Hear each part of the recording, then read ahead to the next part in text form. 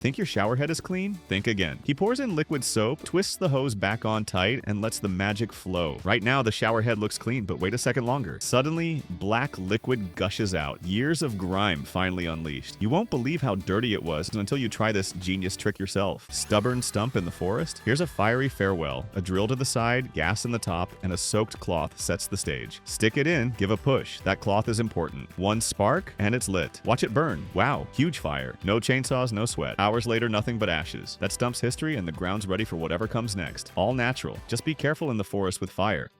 Turning trash into treasure. Watch this. A discarded tire gets sliced, spaced, and planks secured between two tires. Now, structure is easily flipped. He attaches two strong planks to each tire's surface to level the whole bench. Two poles for back and reclaimed wood screwed across. In minutes, a bench is born. Strong, stylish, and sustainable. One less tire in a landfill. Missed the plank with that screw? Rookie mistake. But he's not done yet. He drives a screw into the right spot and uses it as a clever brace to hold a hammer, pressing another plank into place. Now the real fix? He drills both planks with slightly larger than screw drill bit makes two holes. A real thick soaking layer of glue goes to the hole, and in go the wooden dowels. A few solid hits with the hammer, and boom, the planks lock together tight and secure. From fail to functional in under half a minute. 3 U-shaped rebars into a metal ring. He welds them in, all facing inward. Bolts go on next, welded tight, then upright rebars connect to the bolts, forming a sturdy frame. Flip it down, hit it with black paint, and it's looking sharp. Now in action. Pots hanging above the fire, perfectly supported. A handmade cooking frame, built to last. All the sizes fit the frame. Simple materials, serious function. Watch this transformation unfold. He sticks a plastic glass to the side of a log cutout, then pours silicone over the top to seal the shape. Now comes the magic. Liquid resin fills the gap, rising to the brim in a rich red hue. He pours resin like it costs nothing. This time it's about art. He peels off the plastic and gummy silicone, then begins sanding the hardened surface of bright red resin. He takes his time. A final spray of varnish brings out the grain and glow. And there it is, a stunning fusion of wood and resin turned into a one-of-a-kind art piece. An adjustable grill with hole-by-hole heat control, every 5 centimeters of fiery finesse, nailed into sand, locked with a rod, ready for flavor. Dude drops the grill, drops the sausages, and drops some heat. Portable, clever, and smokin' hot DIY. Now that's grilling with style, perfect for the beach.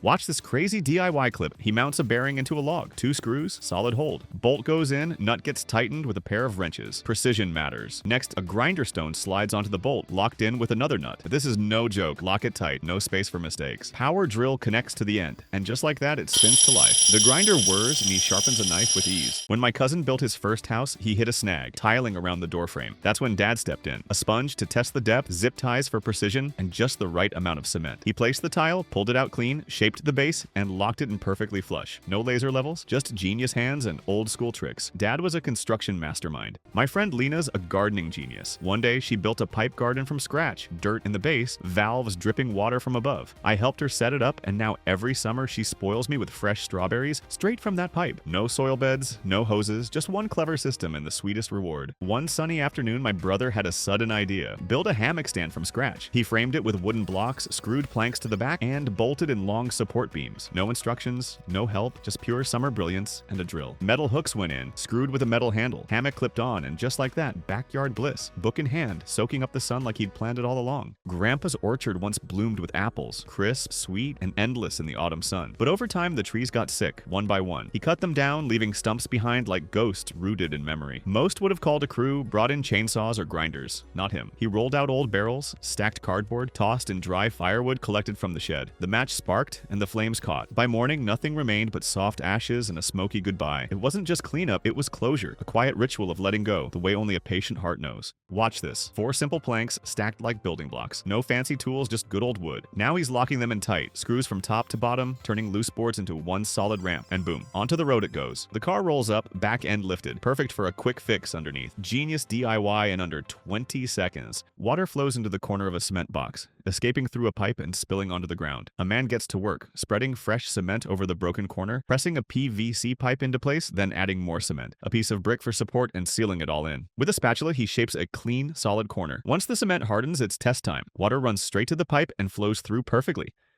Start with a sturdy frame, small wheels screwed in, hooks locked to the frame and the wall. Secure it using a power drill. It will be a lot faster and, of course, cooler. Slide in a pole to hold everything together. Secure poles end with 2 metal braces, medium-sized. Now comes the magic. Mark the metal, slice with precision using an angle grinder. Snap where the sheet rises. Use sharp pliers to make precise cut. Put sheet on the frame, screws in, sheet set, and just like that. A sleek sliding door built from the ground up. Functional, clean, and totally doable. First, he melts the nail into the plastic. Heat and pressure binding it in like a miniature forge. A snip follows, crisp and clean. The mold begins. Plasticine carefully pressed and sculpted. He sands down pink graphite, turning it into powder, then blends it with soda. A clever chemistry of color and sparkle. Glue pours in, deliberate and steady, filling every contour of the mold. The graphite dust follows, sinking in like stardust, leaving a signature hue. But he's not finished. Super glue seals it, locks everything into place. Days of damage vanish in seconds. He now carefully takes out the scissors with new handle out of the mold. Now the sculpting begins, carving the reborn form, sanding until it's smooth to the touch. And there they are. Scissors reborn with a pop of pink power, from broken to brilliant. When I was a kid, Grandpa didn't just fix up the yard. He shaped memories with steady hands. One warm morning, he brought out stacks of cement tiles and laid them like puzzle pieces, guided by 2 old wooden planks he'd kept for years. "It's all in the details," he'd murmur, pouring stone chips into the cracks like he was adding color to a canvas. By evening, the path stretched across the garden like a quiet promise. "Thank you, Grandpa." She begins with a humble slipper, ready for a cozy upgrade, carefully wrapping each curve in soft wool. Warmth stitched with love. A snug fit, a gentle tug, and the transformation is nearly complete. Behold, comfort meets style, a slipper reborn.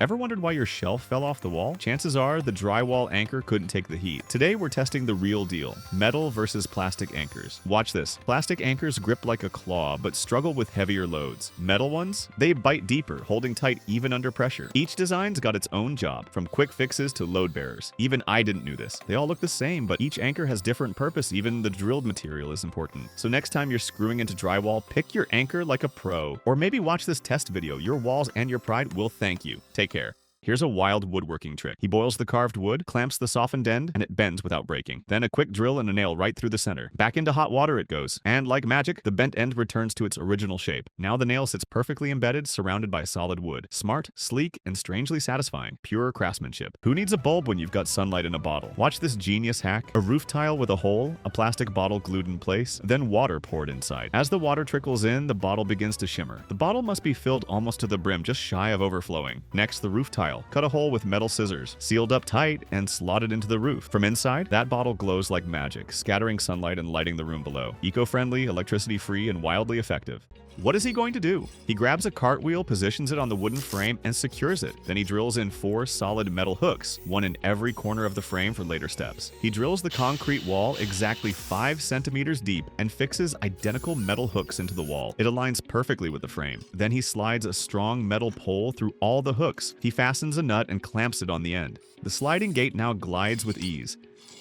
In the tank, a ceramic brick waits. Then, the pour. Gasoline cascades over it, soaking deep into every pore. The fumes rise thick and heavy, hanging in the air. Into the fireplace it goes. One spark, a flare, and the brick erupts in steady flame. The doors close, and it burns on like a fire that refuses to die. A DIY hack that should not be repeated.